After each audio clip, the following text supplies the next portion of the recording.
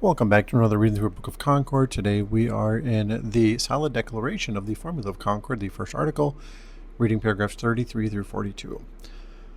But although original sin, like a spiritual poison and leprosy, as Luther says, has poisoned and corrupted the whole human nature, so that we cannot show and point out to the eye the nature apart by itself, and original sin apart by itself, nevertheless, the corrupt nature or essence of the corrupt man, body and soul, or the man himself whom God has created, and in whom dwells original sin, which also corrupts the nature, essence, or the entire man, and original sin, which dwells in man's nature or essence and corrupts it, are not one thing. As also an external leprosy, the body which is leprous and the leprosy on or in the body are not, properly speaking, one thing. But a distinction must be maintained also between our nature as created and preserved by God, in which sin is indwelling, and original sin, which dwells in the nature. These two must, and also can be considered, taught, and believed separately, according to Holy Scripture. Moreover, the chief articles of our Christian faith urge and compel us to preserve this distinction. For instance, in the first place, in the article of creation, Scripture testifies that God has created human nature not only before the fall, but that it is a creature and work of God, also since the fall. All those Bible verses. Thine hands, says Job, have made me and fashioned me together round about, yet thou dost destroy me. Remember, I beseech thee, that thou hast made me as the clay, and wilt thou bring me into dust again? Hast thou not poured me out as milk, and curdled me as cheese? Thou hast clothed me with skin and flesh, and fenced me with bones and sinews. Thou hast granted me life and favor, and thy visitation hath preserved my spirit. Job 8:12 through 10. 8 through 12. I will praise thee, says David, for I am fearfully and wonderfully made. Marvelous are thy works, and that my soul knoweth right well.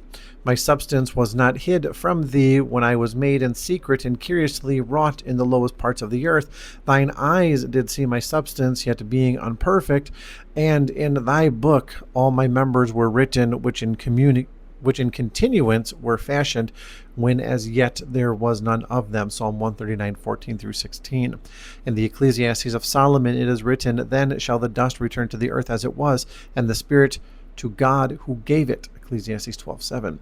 These passages clearly testify that God, even since the fall, is the creator of man and creates his body and soul. Therefore, corrupt man cannot, without any distinction, be sin itself, otherwise God would be the creator of sin.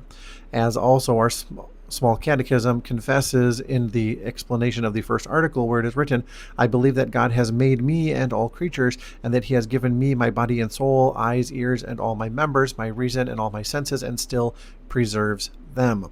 Likewise, in the large catechism, it is thus written, This is what I believe and mean, that is, that I am a creature of God, that he has given and constantly preserves to me my body, soul, and life, members great and small, and all my senses, mind, and reason.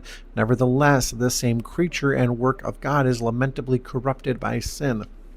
For the massa, from which God now forms and makes man, was corrupted and perverted in Adam, and is thus transmitted by inheritance to us. And here pious Christian hearts justly ought to consider the unspeakable goodness of God, that God does not immediately cast from himself into hellfire this corrupt, perverted, sinful mass, but forms and makes from it the present human nature, which is lamentably corrupted by sin, in order that he may cleanse it from all sin, sanctify and save it by his dear Son. From this article now the distinction is found indisputably and clearly, for original sin does not come from God. God is not a creator or author of sin, nor is original sin a creature or work of God, but it is a work of the devil. Now, if there were to be no difference whatever between the nature or essence of our body and soul, which is corrupted by original sin, and original sin, by which the nature is corrupted, it would follow either that God, because he is the creator of our nature, also created and made original sin, which accordingly would also be his work and creature, or because sin is a work of the devil, that Satan would be the creator of this our nature, of our body and soul, which would also have to be a work or creation of Satan if, without any distinction, our corrupt nature should have to be regarded as sin itself, both of which teachings are contrary to the article of our Christian faith.